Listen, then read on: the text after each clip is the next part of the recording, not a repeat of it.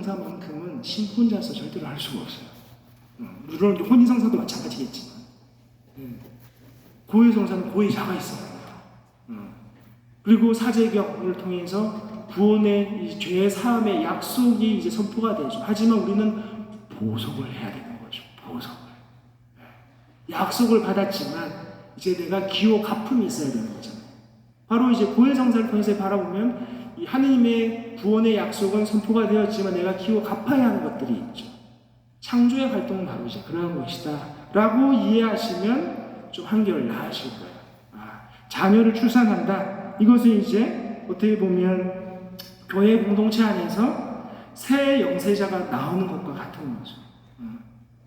우리도 이 교회 구성원으로서 영세를 받고 신앙인으로서 하느님의 자녀로서 발걸음을 내딛기 시작을 했잖아요. 교회 구성으로서 하느님의 일을 시작하기 시작한다는 거예요. 세례받기 전에는 주일날 내가 원하는 시간 그냥 내 마음대로 지냈죠. 하지만 세례를 받는 그 순간부터 예비 신자 때부터 이제 시작되는 것이지만 세례를 받는 그 순간부터는 주일의 중심은 이제 내가 원하는 바가 아니에요. 주님의 미사, 성찬이 이제 중심이 되기 시작합니다. 삶이 바뀌기 시작하죠. 이제 아까도 얘기 드렸던 하나님의 중심의 삶이 바뀌기 시작하는 겁니다. 즉 하나님의 일을 하기 시작했다는 얘기입니다. 하나님의 자녀로 태어나는 거죠. 바로 이제 그러한 부분들 안에서 이 창조 사업은 계속해서 이루어지고 있는 거죠. 하나님의 일을 하는 시간들이니까. 그것이 하나님의 일이라는 게 딴 게 아니라 그리스도인으로서 살아가는 거. 하나님께서 주셨던 본래의 이 모습 안에서 보신이 좋았다. 창세기 그 말씀대로 하나님이 나를 봤을 때 좋은 모습으로 살아가는 거. 내 이 지상 안에서 내 눈을 감는 그날까지. 그게 창조 사업이거든요. 그 활동을 우리가 지금 계속 하고 있는 거죠. 그래서 똑같이 부모로서, 육신의 부모로서 자녀를 바라볼 때 어떨 때 보기가 좋더냐? 라는 거죠. 근데 대부분은 아마 그럴 거예요. 부모가 원하는 대로 해줄 때, 내가 얘기하는 대로 부모가 자녀가 따라올 때 좋지 않겠습니까? 그러면 하느님과의 관계 안에서는 어떨까?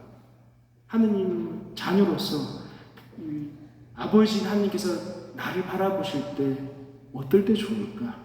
똑같이 내가 자녀 바라볼 때 좋을 때처럼 똑같은 거죠. 그러면 나도 그분 말씀대로 내가 따라가야 하지 않을까? 바로 이제 그렇게 끌어올릴 수가 있는 거죠. 그래서 자녀에 대한 속상함은 결국 어떻게 보면 하느님이 나를 바라볼 때 속상함을 느끼지 않을까? 그런 부분이 충분히 기도거리를 만들 수가 있죠. 그래서 어떻게 보면 고귀한 두 가지의 영역을 다 여기 계신 분들은 이 자녀로서 부모로서 살아가고 계시니까 그 깊이 있게 영성의 향기를 품어낼 수가 있죠. 이 피부로. 하지만 뭐 수도자나 신부들이나 어찌됐든 간에 우리는 독신 생활 안에서의 어떻게 보면 그래서 머리 쪽이 좀 강하죠. 감성적으로 피부로 와닿는 것들이 좀 많이 부족한 부분이 있을 겁니다. 그래서 우리 종종 그래서 우리 신자분들 얘기를 하잖아요. 아유, 지금 결혼 안 해봐서 몰라. 저는 뭐 말은 뭐 저렇게 하지. 얼마나 힘든데. 그렇잖아요. 그래서 우리는 어찌됐든 간에 뭐 죽었다 깨어나도 부모의 마음을 머리로는 알지만 이 가슴 깊이는 느끼기 힘들 수 있을 것이다. 아마 하느님과의 만남도 그러지 않을까 싶기도 해요. 근데 놀랍죠? 하느님의 이 자비로움은 수많은 성인 성녀들 안에서 당연히 수도자, 성직자들이 많이 있잖아요. 그들이 깊은 하느님의 사랑을 어떻게 느꼈을까? 바로 이제 그런 부분들이죠. 바로 부모로부터 받은 사랑들 안에서 아까도 아우슈타 성인 얘기했잖아요. 그 어머니의 그 어마어마한 그 사랑, 거기 안에서 하느님을 바라보지 않았을까? 뛰어넘는 것. 그래서 영숙이 미자 숫자 필요가 없다. 부모의 사랑만 있으면 된다. 하느님께로 갈 수가 있으니까. 뭐 그런 부분들이 있을 겁니다. 어찌됐든 이제 창조 활동은 이제 그러한 것이겠죠. 그래서 뭐 특히 이제 우리 구역장님, 반장님들 역할 중에 또 하나는 또 구역 내에, 반 내에 또 예비신자 모집 그런 것도 이제 있을 수도 있잖아요. 그런 것들 안에서의 예비신자들의 모집은 또 자녀 출산을 준비하는 시간일 수도 있을 거예요. 하느님의 자녀의 출산의 준비. 거기에 가장 필요한 것은 당연히 사랑이 있어야겠죠. 그리고 우리가 태교라고 그러잖아요. 그래서 뭐 많은 좋은 음악도 들려주고 싶고, 뭐 누가 험한 얘기하면 애가 듣는다고 그렇잖아요. 애지중지. 저희 어머니 아마 그랬을 것 같아요. 얼마나 애지중지 키웠겠어요. 다 이 사랑을 다 하면서. 아마 예비신자 모집의 가장 큰 핵심은 바로 그래서 그 사랑의 마음이 있어야 되는 거죠. 구역의 반의 대표 인물들이시잖아요. 여기 분들이. 거기에 어떻게 보면 표양이 되시는 분들. 그렇다고 여러분들의 그 부담감을 드리려고 하는 건 아니고, 그러니까 하느님의 사랑을 내가 끊임없이 생각하고 계시다는 거죠. 끊임없이. 그러면 자연스럽게 드러나게 될 것이다. 저도 어느 순간 이제 우리 아이들 있잖아요. 어린이미사 하는 아이들. 아직 확실한 건 아닌데 이제 어느 순간부터 보니까 어린아이들 얼굴이나 행동하는 거 보면 얘가 부모님부터 사랑을 많이 받았구나, 받지 못했구나, 어렴풋하게 좀 구분이 가더라고요. 느껴지더라고요. 그게. 아마 여기 계신 분들은 더 하시겠죠. 아유, 사랑을 잘 못 받았구나, 사랑을 좀 많이 받았구나, 더 많이 보시겠잖아요. 바로 그것처럼 구역 반안에서도 마찬가지겠죠. 우리 반장님, 우리 구역장님, 정말 하느님을 사랑하시는 분이구나. 얘기는 하지 않아도 느낀다는 거죠. 어떻게 보면 또 여기 오랫동안 신앙생활 하시는 우리 많은 신자분들이 얼마나 많은 신부들을 받겠어요? 저 신부가 정말 하느님을 사랑하시는 분이구나. 물론 우리 신부가 좀 좋지 못한 것들을 해도 하느님의 사랑 안에서 그래도 우리 신부님 그래도 기도해드려야지. 그런 마음들이 많이 계시잖아요. 특히 이제 어른 신자분들은. 그럼 우리 신부들이 우리 신자분들 이렇게 기도를 잘 해주시니까 내가 또 잘 살아야지 하는 마음이 있어야 되는데, 성찰이 있어야 되는데, 이제 다음 장에 그 내용이지만 그 성찰을 하지 않고 기고만장 해가지고 우리 신자님과 나를 위해서 이렇게 하는데 그래도 또 안 되는 거죠. 그게 이제 완고한 마음이 계속해서 내려놔야 그게 이제 올바른 기도가 그래서 필요한 겁니다. 어찌됐든 여러분들도 보이시잖아요. 그래서 제가 마스크를 안 벗으려고 했던 이유가 저 신부가 하느님을 사랑하는지 안 사랑하는지 여러분이 보일까봐 제가 마스크를 안 벗으려고 그랬는데 이제는 어쩔 수가 없고, 그럴 때로는 또 비판받을 건도 비판받아야죠. 같이 이제 만들어가는 상황이니까. 또 신부는 신자들의 그런 신앙생활을 통해서 또 어떻게 보면 감화를 받죠. 정말 묵묵하게 정말 보이지 않는 곳에서 신앙생활을 한다는 것은 하느님을 열렬히 사랑하시는 분들이 계시죠. 그러니 교회가 2000년의 역사 안에서 숱한 어려움을 겪고도 이겨내왔겠죠. 신부만, 수도자만 있었으면 교회 공동체가 운영이 됐겠어요? 안 됩니다. 또 우리 한국교회는 놀랍게도 평신도 중심의 교회의 역사가 시작됐잖아요. 어마어마한 자부심이 있는 거죠. 세계 어느 교회 역사 안에서도 찾아볼 수 없는 대단한 힘을 가지고 있는 우리 한국교회의 역사죠. 어찌됐든 그런 것도 부분 안에서 선교는 결국 저는 그런 생각이 듭니다. 딴 게 아니라 삶으로 보여주는 거죠. 보여주는 겁니다. 자녀 양육은 당연히 말로서 해야 할 단계가 있고 말이 이제 더 이상 필요 없는 단계가 있을 겁니다. 아마 지금 이제 여기 계신 많은 분들의 자녀들은 다 장성해서 하나의 또 어느 가정의 부모로서 살아갈 거예요. 그 부모한테 아버마, 어머마 이렇게 그 단계가 이제 끝났어요. 거기도 어엿한 한 가정의 부모로서 살아가는데 무슨 말이 필요하겠어요? 이제는 말이 아니라 삶의 향기를 보여줄 때죠. 이제 부모로서의 할 수 있는 거예요. 어릴 때야 이제 이거 해라 저거 해라 이 훈육이 들어가지만 지금 필요가 저는 없다고 생각해요. 그것이 이제 2번 다음 장 그 부분 이제 양육에 관련된 부분입니다. 우리 자녀들은 하느님의 자녀이며 부모는 양육을 위임받은 대리자입니다. 나는 어떤 방식으로 자녀를 길러왔는지 생각해보며 내 뜻대로만 키우려 하지는 않았는지, 하느님의 자녀로서 충분히 존중하며 길러왔는지 이야기해봅시다. 아마 다시금 시간을 되돌려서 내가 정말 혈기왕성한 그 20대 첫 아이를 가졌을 때 그 모습이면 똑같이 키우지 않았을 거예요. 왜냐하면 내가 이제 시행착오를 다 봤으니까요. 더 잘하겠죠. 마치 저도 다시 학창 시절로 돌아간다면 공부 열심히 하죠. 왜 안 하겠어요? 그렇잖아요. 바로 그러한 것처럼. 그러나 앞으로의 흘러간 시간은 우리가 어떻게 되돌릴 수는 없지만, 나에게 남은 앞으로의 시간이 얼마나 남아있는지는 모르겠지만, 이제 그걸 경험으로 바탕으로 해서 내 삶을 다시 꾸려나가면 되는 거죠. 꾸려나가면. 그게 바로 학습의 효과인 거죠. 학습의 효과. 그게 이제 대대로 물려주는, 우리는 연륜이라고 그러잖아요. 어른들의 그런 어떤 공경함은 바로 거기에 있는 겁니다. 인생의 연륜을 계속해서 내려다 주는 거죠. 연륜. 신앙의 보아가 이제 그러한 것처럼. 바로 이제 그런 부분들 안에서 이제 나 자신을 잘 이제 들여다보면 되지 않을까 싶습니다. 창조주이신 하느님 아버지만이 그 아이에 대해 완전히 알고 계십니다. 하느님만이 가장 소중한 것, 가장 중요한 것을 알고 계십니다.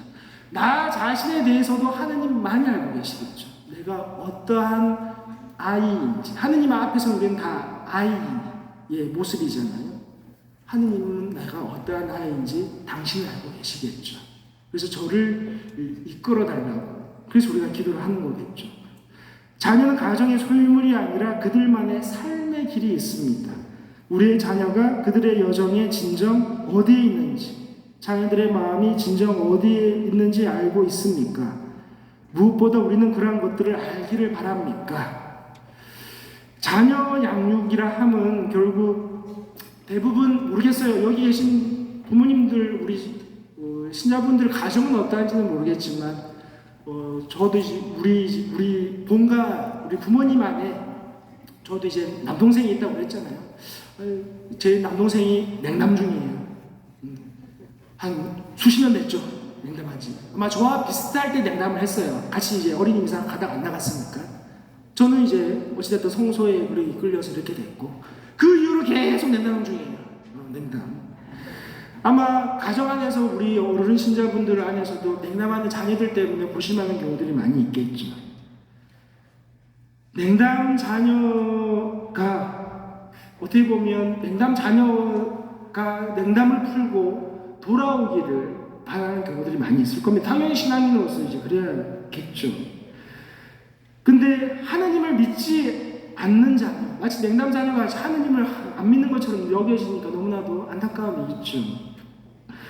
하나님을 믿지 않는다는 것, 어떻게 보면 그것이 양심을 거스르는 행위일 수도 있고, 하나님을 신앙적으로 안 믿지만 양심대로 또 살아가는 자녀들이 있을 수도 있겠죠.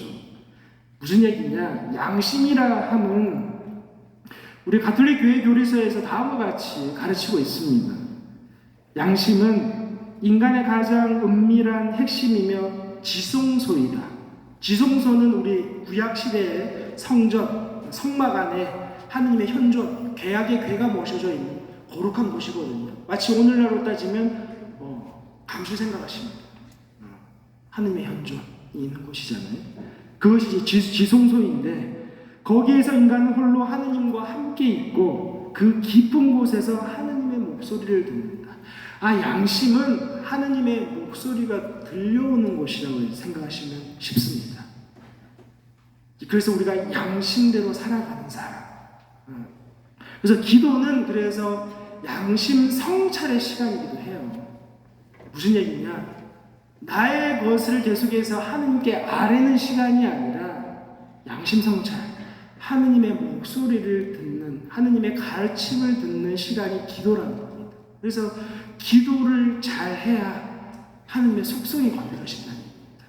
사랑도 그러시고, 자비로움도 그러시고, 그러할 것이고, 용서의 마음도 그럴 것이고, 선한 마음도 그럴 것이고, 우리는 하느님의 모상으로 지음받았으니까 그러한 속성들을 다 가지고 있죠. 건드려지지 않았을 뿐인 거죠. 잠재는.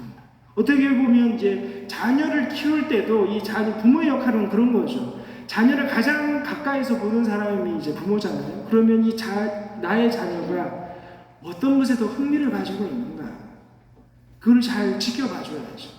그걸 이끌어내는 역할이 이제 부모의 역할이기도 하더라고요. 근데 대다수 많은 우리의 유혹은 그러하죠. 자녀가 어떻게 보면 잘하는 어떤 장점들이 있잖아요. 어떤 그 달란트가 있고 재능이 있는데 그것보다 부모가 원하는 거를 계속해서 투입시키는 경우가 많죠. 투입시키는. 우리 때만 해도 아유 판사 돼야지, 뭐 대통령 돼야지, 의사 돼야지. 부모가 원하는 걸 계속해서 주입시키죠. 자녀는 거기에 흥미가 없는데 더 잘하는 게 더 있는데 어쩌면 이 자리에서도 마찬가지일 겁니다. 하느님의 어떤 분은 선한 마음이 특출난 분이 있고 그래서 그 선한 마음 안에서의 어떤 선한 행위에 자원봉사를 열심히 하는 분이 계시고 어떤 분들은 또 치근한 마음을 항상 또 아주 예민하게 또 가지고 있는 거예요. 달란트가 각자가 있죠. 그 달란트 안에서 우리는 그래서 지체로서 교회 공동체는 운영이 되는 거예요. 뭐 신부님들이라고 해서 다 강론을 잘하시는 분들이 있는 건 아니잖아요. 근데 이분은 강론은 못하시더라도 신자들의 관계 안에서 따뜻함이 있어요. 또 거기 안에 그 신부만의 특징이 있죠. 각자마다 우리 본당 신부님의 단점도 있지만 그 장점도 있을 거예요. 많은 본당 신부님들이 지나갔잖아요. 아, 저 신부님은 저 장점이 있구나. 저 장점을 가지고 하느님을 만나는구나. 그걸 통해서 나는 어떠한 장점으로 하느님을 만나고 있는가. 근데 아까도 제가 말씀드렸듯이 유혹은 나의 것을 바라보게 만들지 않아요. 내가 더 바라보고 싶은 걸 만들지. 마치 아담과 하와의 첫 죄처럼 선악과가 아닌 모든 것을 다 먹어도 되는데 보지도 않았어요. 근데 악의 유혹이 딱 들어오죠. 그때 보기 시작합니다. 그때. 그러니 진짜 보니까 그게 정말 소담스럽고 먹음직스럽다고 표현해요. 그 얘기 듣지 않았을 때는 눈에 들어오지도 않아요. 우리가 소위 얘기해서 그런 표현을 하잖아요. 경물생심이라고. 물건 보니까 마음에 욕심이 생기는 거야. 그거 없어도 충분한데 첫 죄는 바로 이제 그런 부분인 거죠. 내가 가지고 있는 고귀한 것들이 있는데 왜 계속해서 유혹의 소리 안에 나의 아름다움을 바라보지 못하고 계속해서 다른 거를 바라보게끔 이 시기심을 만드느냐 하는 거죠. 바로 그런 부분들 안에서 기도는 양심성찰 하느님의 목소리를 계속해서 듣는 거죠. 그래서 성모님도 그러하셨죠. 말씀을 전달하는 천사의 역할을 하느님의 말씀을 전달하는 역할이니까 그 말씀을 곰곰이 생각해보는 거죠. 귀담아 듣기 시작하는 거고 요셉 성님도 마찬가지고 예수님도 두 알날 피웠고 우리도 그러하죠. 기도 안에서 나는 하느님의 말씀을 계속해서 듣고자 하고 있는가라는 거죠. 결국 양심성찰이라 함은 내 영혼이 주님 안에서 이제 기뻐 뛰는 시간이 될 겁니다. 성모님이 마리아의 노래를 통해 살려주셨듯이 그 기쁨이 다른 기쁨이 아니라 내 뜻이 아니라 주님의 뜻을 이뤘는데 주님의 뜻대로 살아가는데 당연히 쉽지가 않죠. 힘들죠. 근데 힘들어도 보람을 느낀다는 거죠. 아, 이 선택이 옳은 선택이었구나. 곰곰이 그러면 이제 예수님의 십자가를 이제 바라보게 됩니다. 예수님께서는 저 십자가상에서 기뻐하셨을까? 기쁘지 않으셨을까? 어떠셨을 것 같아요? 당연히 시장 안에서 기쁜 상태입니다. 하느님의 뜻이 이루어지는 순간이니까. 그래서 우리는 저 십자가를 어떻게 보느냐가 중요하겠지만 신앙의 눈으로서 바라보는 십자가는 기쁨의 십자가입니다. 고통의 십자가가 아닙니다. 저 너머에 하느님의 부활의 기쁨을 우리는 바라보고 있습니다. 바로 그것이 성모님께서 말씀하셨던 내 영혼이 주님 안에서 기뻐 뛰노나이다. 이 기도는 엘리사벳 성녀를 찾아갔을 때뿐만 아니라 십자가 아래에서도 바치셨을 거예요. 십자가 아래에서도. 왜냐하면 결국 내 뜻이 아니라 내 뜻은 그걸 했을 거죠. 내 아들 예수가 살기를 바라셨겠죠. 하지만 그것조차도 또 내려놓으시거든요. 주님의 뜻이 이루어지기. 그것이 내 영혼의 기쁨입니다. 근데 이러한 기도가 제가 항상 강조드리는 바이지만 하루아침에 만들어지겠습니까? 이 기도가 하루아침에 절대로 아닙니다. 주님의 말씀하신 대로 저에게 이루어지기를 바랍니다. 그 기도가 그날 가브리엘 천사 딱 처음 만났을 때 그거 딱 한 번 하고 기도 안 했습니다. 아니었겠죠. 그러면 가브리엘 천사를 만났을 때 그 기도를 했을까? 그것도 아니었을 거예요. 안나와 요아kim 부모님이시잖아요. 아마 가르쳐 주셨겠죠. 항상 주님의 말씀대로 우리는 지내야 됩니다. 어린 마리아는 그렇게 신앙교육을 받았겠죠. 그래서 그 기도를 계속해서 했을 겁니다. 그래서 자연스럽게 나온 기도였겠죠. 그 기도는 십자가상에서도 힘들지만 바치셨겠죠. 힘들지만 그 뜻을 받들기가 힘들지만 바로 이것이 이제 양심성찰, 하느님의 목소리를 듣는 것, 울려 퍼지는 것이 양심이라고 했으니까 그러한 부분 안에서 우리의 기도 생활, 구역장님, 반장님 그 구역 안에 그 반 안에 기도에 어떻게 보면 그 핵심 요소를 이루는 분들이 바로 여러분들이시다. 그러한 마음으로 오늘 이제 갈무리 하기를 이제 바라볼 때 나는 자녀가 요 단어를 다음과 같이 한번 바꿔보시기 바랍니다. 항상 이제 나를 위해서 우리는 영양 강화 시간이니까 나 자신을 위해서 이제 살펴보기 위해서 어떻게 이제 바꾸시냐면 나는이라는 부분을 성체 안에 살아계신 그리스도께서는 그리고 자녀는 하느님의 자녀인 내가 나를 이제 대입시키는 거예요. 그럼 이제 이렇게 이제 문장이 되겠죠. 성체 안에 살아계신 그리스도께서는 하느님의 자녀인 내가 신앙생활을 중시하고 하느님을 사랑하도록 가르쳐 오셨는가? 어떠신 것 같아요? 성체 안에 살아계신 예수님이 그렇게 나를 양육시키셨나? 한번 여러분들이 답을 한번 해보셔요. 그분은 나를 어떻게 양육을 하셨는가? 마치 저는 저희 부모님이 정말 더할 나위 없이 잘 양육하셨다고 저는 생각합니다. 물론 한 가지의 이제 아쉬운 점은 좀 회초리를 더 들고서라도 공부 좀 시키지. 공부 좀 많이 좀 시키지. 저희 어머니는 저를 이제 피아노를 배우게끔 시키었거든요.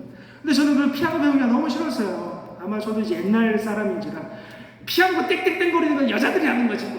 지금 그런 얘기하면 큰일 나요. 그렇잖아요. 대부분 피아니스트도 남성 피아니스트 많거든요. 그때 어머니 회초리를 들고서라도 나를 좀 피아노 좀 만들지 좀. 그런 후회 아닌 후회가 있지만 그렇게 한다들 제가 했겠어요? 안 했을 것 같아요. 저는 저희 부모님이 제가 그거를 부응을 못했을 뿐이지 저희 부모님은 나름대로 최선을 저한테 잘해주셨다. 물론 부모님도 생각을 해보면 내가 좀 더 잘 양육을 할 거라고 후회하는 부분이 있으실 수 있겠죠. 하지만 저는 그건 모르겠고 자녀들 입장에서는 저를 너무나도 사랑 안에서 잘 키워주셨다. 제가 그거를 다 부응을 못하는 거에 대한 죄송한 뿐이지 그거 말고는 없다. 그것처럼 하느님은 예수님께서는 나를 어떻게 양육을 하셨는가? 여러분이 제일 잘 알겠죠. 예수님이 저를 왜 그렇게 안 이끌어 주셨어요? 얘기할 수도 있잖아요. 한번 봐보세요. 다음 문장도 그렇죠. 성체 안에 살아계신 그리스도께서는 하느님의 자녀인 나를 기르며 부모로서 신앙의 모범을 보여주었는가? 예수님은 어떤 모범을 보여주었지? 그것이 공생활 안에서 다 드러나잖아요. 이게 하나씩 결국 나와 하느님과의 관계를 가지고 이 갈무리하기가 제일 중요한 것 같아요. 그걸 가지고 이제 나는 그러면 나의 자녀의 아니면 또 구역장 반장으로서 내가 직무로서 맡은 나의 구역 식구에 나의 반원들에게 어떠한 마음으로 하느님의 사랑을 전달하고 있는가? 당연히 이렇게 연결이 되겠죠. 가장 첫 시작은 하느님과의 나와의 관계를 먼저 제일 보기 시작을 해야 되는 거예요. 여기서부터 시작이 안 되면 어찌됐든 간에 직무로서는 하겠죠. 하지만 그리스도의 향기가 안 나네. 어떤 소위 얘기해서 아까 그 사과즙을 낼 때 걸쭉함이라고 표현했잖아요. 부모의 사랑 안에서 하느님의 사랑 안에 걸쭉함을 느낄 수가 없네. 그냥 순간 확 마시고 그냥 사라져버리는 그런 구역장님, 반장님이 되시는 게 아니라 내가 맡은 기간 안에서는 내가 느꼈던 하느님의 사랑을 우리 반원들에게 나눠줄 수 있는 것. 그것이 어떻게 보면 이제 우리의 이제 열매겠죠. 그 열매를 이루기 위해 시작은 내가 하느님과의 관계를 어떻게 이제 맺어왔는가. 거기서부터 이제 갈무리하기 그 질문들을 하나씩 성찬에 살아계신 그리스도께서는, 그리고 하느님의 자녀인 나를 어떻게, 이렇게 살펴보시면서 이번 여러분 그 구역 모임, 이제 9월 모임이시잖아요. 9월 모임 때 그 마음으로 한번 그런 내용들을 요 갈무리만 가지고 나누셔도 좋은 도움이 되시리라 생각이 듭니다. 네, 여기까지 이제 오늘 영양 강의 마치고요. 뭐 따로 뭐 질문사항 없죠? 뭐 어려운 내용들이 있는 게 아니니까. 어찌됐든 뭐 부모가 있기에 자녀인 우리가 하나님의 사랑을 그나마 잘 느껴볼 수 있지 않을까. 그러한 부분들 안에서 부모로서 살아가는 나 자신에 대해서 격려의 박수를 한번 주시기 바랍니다.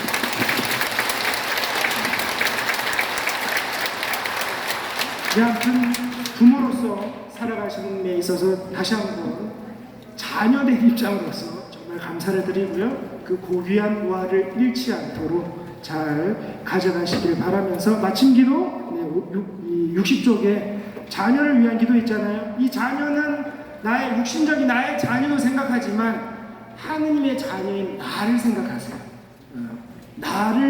이 자녀 안에 나를 대입시키죠. 나는 끝까지 하나님의 자녀로 눈을 감을 거니까 그 자녀로서 나를 생각하시면서 자녀를 위한 기도 바치고 강복 청하도록 하겠습니다. 성부와 성자와 성령의 이름으로 아멘. 세상을 창조하신 하느님께서는 저희에게 귀한 자녀를 주시어 창조를 이어가게 하셨으니 주님의 사랑으로 자녀를 기르러 주님의 영광을 드러내게 하소서.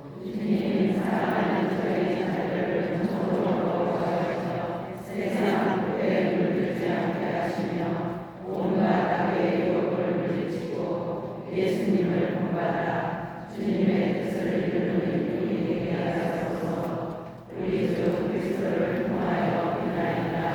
아멘. 네, 함께 강복 청하도록 하겠습니다.